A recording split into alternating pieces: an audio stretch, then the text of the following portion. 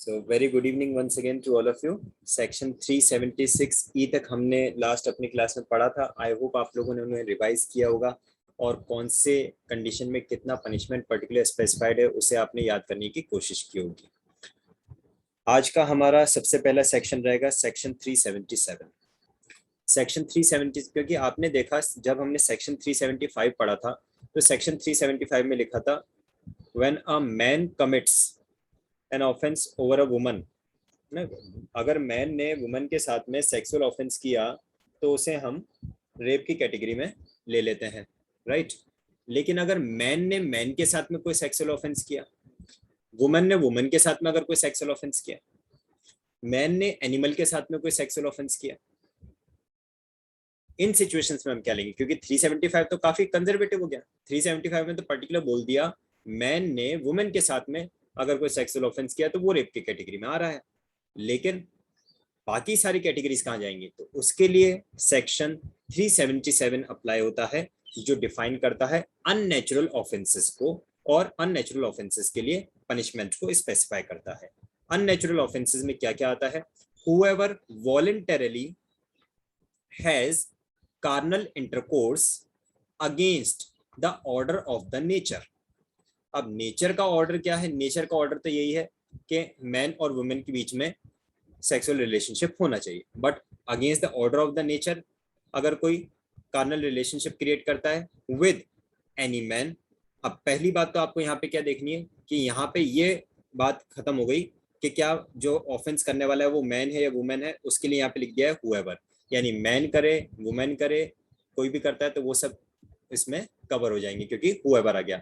लेकिन 375 अगर आपको याद हो तो 375 में सिर्फ ये लिखा था मैन कमिट्स, तो वहां पे सिर्फ एक मैन के ऊपर ऑफेंस हो रहा था। यहाँ पे हुएवर आ गया तो मैन भी कवर हो जाएगा, वुमेन भी कवर हो जाएगा, राइट। और ये ऑफेंस किसके साथ किया जा रहा है? उसके लिए क्या आ रहा है?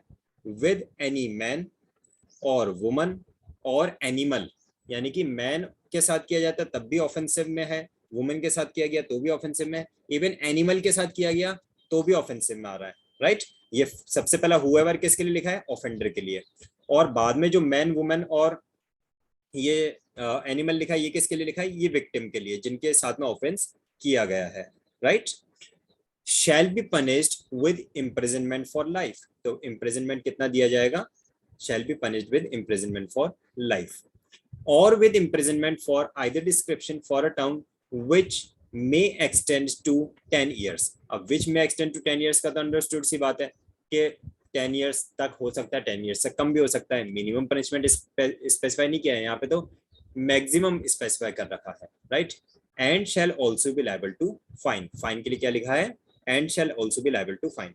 एक और चीज आप लोगों ने अक्सर नोटिस किया होगा, जब कभी भी किसी सेक्शन में लिखा होता है और विद फाइन तो साथ में आगे लिखता है और विद बोथ, लेकिन जहाँ पे एंड फाइन आ जाता है तो वहां पे बोथ वाली सिचुएशन की जरूरत ही नहीं रह जाती क्योंकि ऑलरेडी पता चल रहा है बोथ ही लग रहा है, पनिशमेंट तो मिलना ही है साथ में फाइन भी लगना है, right.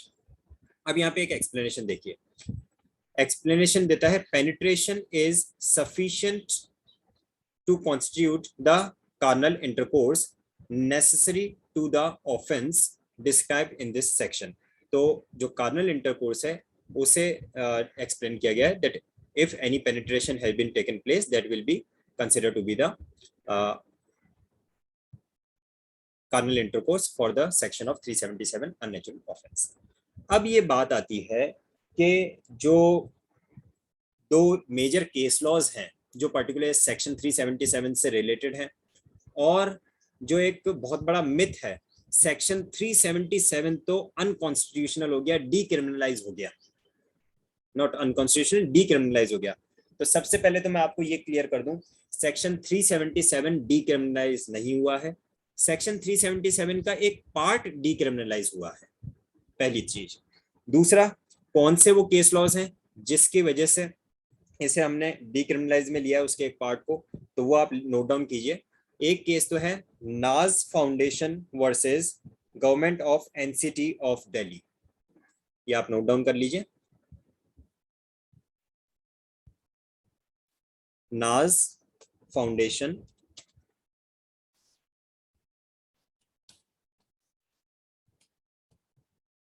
Versus NCT of Delhi, right, government of NCT of Delhi, इसमें गवर्नमेंट ऑफ एनसीटी आता है, government of NCT of Delhi. एक केस लॉ तो ये है जो आपको इंपॉर्टेंटली ध्यान रहना चाहिए इस पर्टिकुलर सेक्शन 377 ऑफ आईपीसी से रिलेटेड। दूसरा है Navtej Singh Johar versus union of India.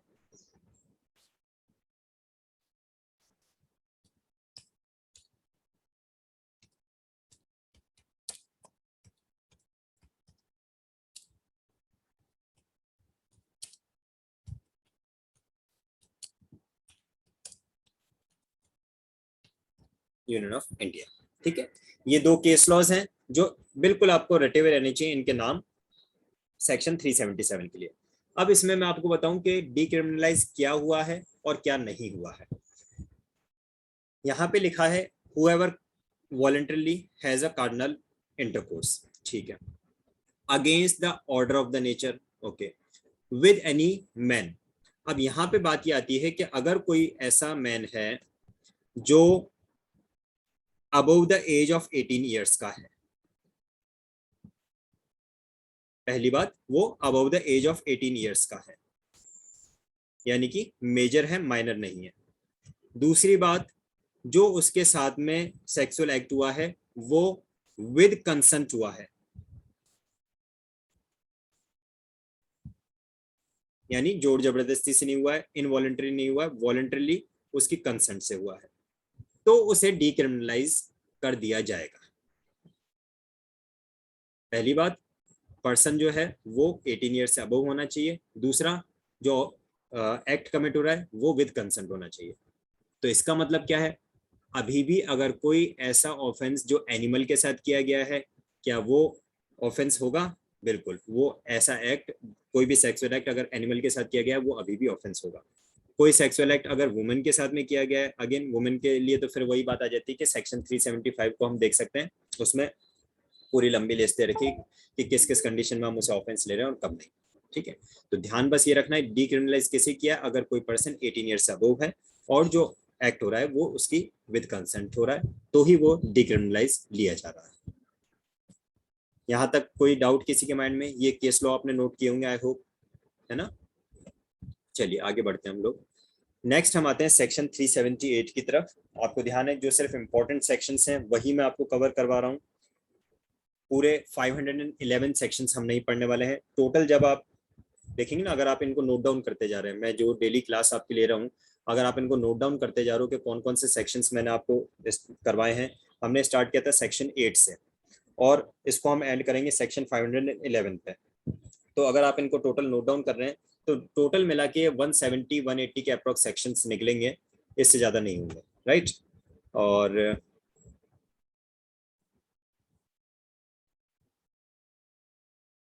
तो सेक्शन 378 को हम ले रहे हैं। सेक्शन 378 बताता है the theft, it specifies, it defines about theft. Theft के डेफिनेशन में किसे लिया जाएगा, थेफ्ट की कैटेगरी में किसे लिया जाएगा, हम इसके प्रॉपर इंग्रेडिएंट्स भी नोट डाउन करें। चैप्टर नंबर 17 से डील करता है, और चैप्टर नंबर 17 किससे डील करता है? चैप्टर नंबर 17 डील करता है of offences against property, property से रिलेटेड ऑफेंसेस को, क्योंकि चैप्टर नंबर जो अभी हम कंप्लीट कर चुके हैं 16 जो हमने कंप्लीट किया वो डील कर रहा था ऑफेंसेस अगेंस्ट ह्यूमन बॉडी से, लेकिन यहाँ पे अब आ गया अपने पास में ऑफेंसेस अगेंस्ट प्रॉपर्टी। तो थेफ्ट की बात हो रही है। हुएवर, अब हुएवर का क्या मतलब है, मेल या फीमेल? हुएवर का मीनिंग मेल होगा, फीमेल होगा, सिटीजन होगा, एलियन होगा, क्या होगा? जहां पे हुएवर आ गया इसका मतलब उसमें सब इंक्लूडेड है, मेल भी, फीमेल भी, सिटीजन भी, नॉन सिटीजन भी, है ना, सब इंक्लूडेड है। हुएवर इंटेंडिंग टू डिसऑनेस्टली, अब बात क्या आ रही है, इंटेंशन है उसका, ऐसा किया या नहीं किया वो तो बाद में देखेंगे, इंटेंशन है। डिसऑनेस्टली एनी मूवेबल प्रॉपर्टी, तो एक चीज आपको और क्लियर समझ में आ रहा होगा कि जो थेफ्ट है वो किस पे अप्लाई होगा। प्रॉपर्टी दो तरह की होती है, एक मूवेबल होती है और एक इमूवेबल होती है। कोई भी ऐसी प्रॉपर्टी जो कि अर्थ से अटैच्ड है तो उसे हम बोलते हैं इमूवेबल, और जो ऐसी प्रॉपर्टी जो अर्थ से अटैच्ड नहीं है उसे हम बोलते हैं मूवेबल। तो थेफ्ट की जो डेफिनेशन है 378, ये किस पे अप्लाई हो रही है? ये मूवेबल प्रॉपर्टी पे अप्लाई हो रही है, और इसमें एक वर्ड आया है डिसऑनेस्टली। तो whoever intending to take dishonestly any movable property out of the possession, यानी कि प्रॉपर्टी को किसी के पोजीशन से बाहर ले जाना है, किसी के पोजीशन से अलग कर देना है, right? whoever intending to take dishonestly, उसका जो इंटेंशन है वो डिसऑनेस्ट इंटेंशन है, गुड फेथ नहीं है। और कौन सी प्रॉपर्टी के लिए है? मूवेबल प्रॉपर्टी के लिए है। Out of the position of any person without, और ये प्रॉपर्टी हम किसी भी पर्सन की पोजीशन से बाहर लेके गए हैं विदाउट दैट पर्सन्स कंसेंट, उस पर्सन की कंसेंट के बिना। अब सपोज करें आप में से अनुराग मेरे पास आते हैं कि सर मुझे ये एक आईपीसी की बुक चाहिए और ये मैं ले जाऊं। मैंने कहा हाँ आप ले जाइए। तो क्या आईपीसी की जो बुक है वो मूवेबल प्रॉपर्टी है या नहीं है? बिल्कुल है। और वो मेरे पोजीशन से बाहर जा रही है या नहीं जा रही है? बिल्कुल जा रही है। तो क्या उससे थेफ्ट में लेंगे? बिल्कुल नहीं लेंगे। क्यों? क्योंकि वो मेरे कंसेंट से गई है, आप मेरी कंसेंट से ले गए तो वो नहीं हुआ। लेकिन अगर विदाउट पर्सन कंसेंट है और साथ में डिसऑनेस्ट इंटेंशन भी होना चाहिए। अब सपोज करें अनुराग मेरे बहुत अच्छे फ्रेंड है और वो मेरे ऑफिस में आते हैं और वो देखने उनको एक बुक चाहिए, मैं वहां पे हूं नहीं, बहुत अच्छे फ्रेंड है जो डेली मिलते हैं, ऐसे क्लोज फ्रेंड है, और वो एक बुक जो उनको चाहिए वो वहां से ले जाते हैं। मेरी कंसेंट नहीं ली उन्होंने, विदाउट कंसेंट है, क्योंकि मैं हूं ही नहीं तो कंसेंट किससे लेंगे? बिना मेरी कंसेंट के ले जाते हैं। जो भी उनको उसमें पढ़ना है पढ़ा 2-3 दिन बाद वापस आए कि भाई ये मैं बुक ले गया था, ये आपकी रखा। तो क्या ये भी थेफ्ट में होगा? नहीं। क्यों? क्योंकि उनका इंटेंशन डिसऑनेस्ट नहीं है। इस बार जब लेके गए तो कंसेंट नहीं थी लेकिन इंटेंशन डिसऑनेस्ट नहीं था। पिछला वाला एग्जांपल जहां मैंने दिया वहां पे कंसेंट थी लेकिन डिसऑनेस्ट इंटेंशन नहीं था। तो वही वाली बात है कि जहां पे इंटेंशन भी डिसऑनेस्ट हो, पर्सन की कंसेंट भी ना हो, और पोजीशन से लेके भी जा रहे हैं, मूवेबल प्रॉपर्टी को लेके जा रहे हैं, ये सारे इंग्रेडिएंट्स अगर एक साथ मिल जाते हैं, right, moves that property, dishonest intention के साथ में उस प्रॉपर्टी को मूव भी किया, in order to such taking is said to commit theft, तो फिर कहा जाएगा कि थेफ्ट किया। अब यहाँ पे क्या है? एक पर्सन जिसका डिसऑनेस्ट इंटेंशन है, किस बात का? उसका डिसऑनेस्ट इंटेंशन है कि वो किसी एक मूवेबल प्रॉपर्टी को किसी पर्सन के पोजीशन से ले जाना चाहता है बिना उसकी कंसेंट के, लेकिन वो लेके नहीं जाता है।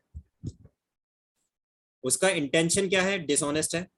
क्या करने का? मूवेबल प्रॉपर्टी को ले जाने का किसी पर्सन के पोजीशन से बिना उसकी कंसेंट के, लेकिन वो लेके नहीं जाता है। तो क्या फिर भी थेफ्ट कहेंगे? Answer is no. क्यों?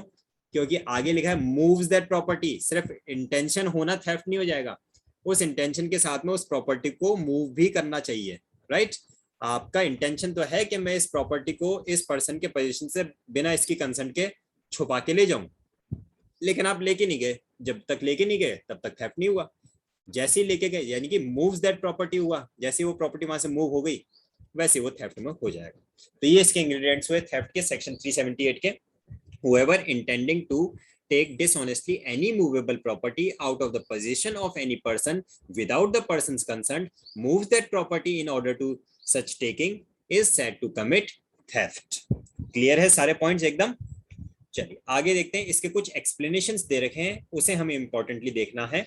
एक्सप्लेनेशन नंबर 1 कहता है a thing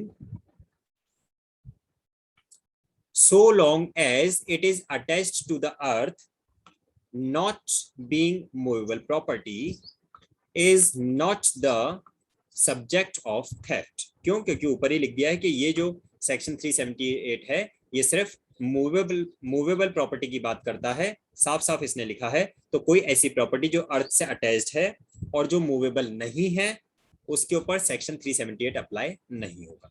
ठीक है, अगला देखते हैं।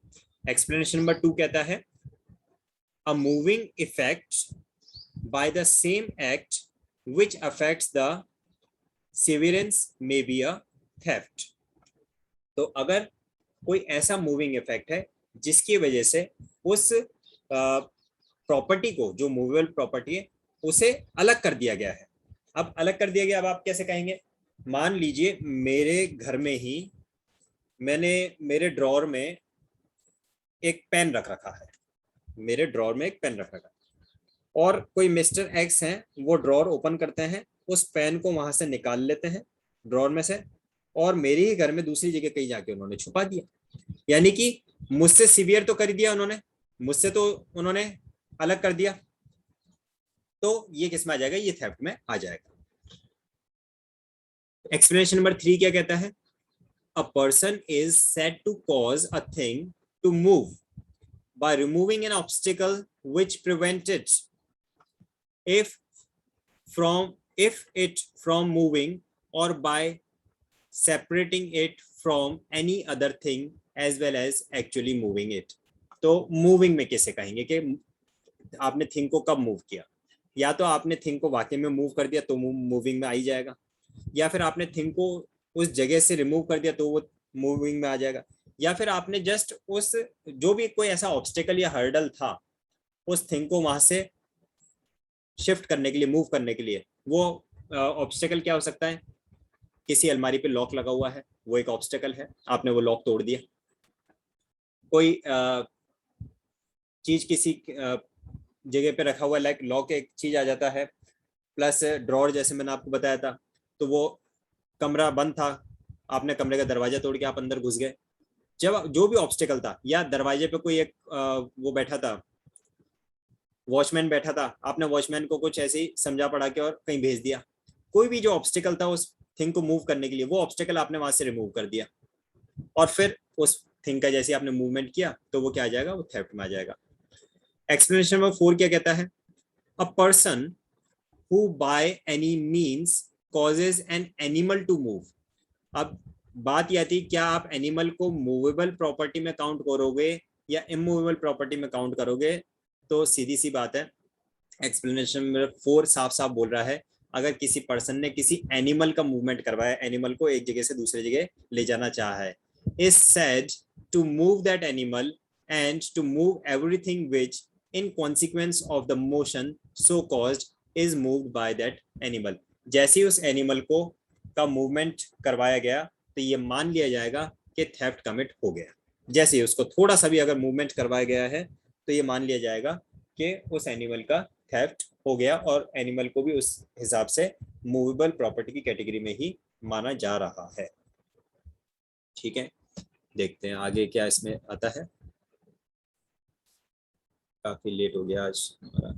एक्सप्लेनेशन नंबर 5 और देख लेते हैं, बस उसके बाद हम अपनी आज की क्लास ओवर करेंगे, इसके आगे का हम नेक्स्ट क्लास में कवर करेंगे। एक्सप्लेनेशन नंबर 5 कहता है, the consent mentioned in the definition may be expressed और इम्प्लाइड। इम्प्लाइड का मतलब रिटन फॉर्म में हो, ओरल फॉर्म में हो, मैंने शब्दों में कहा हो।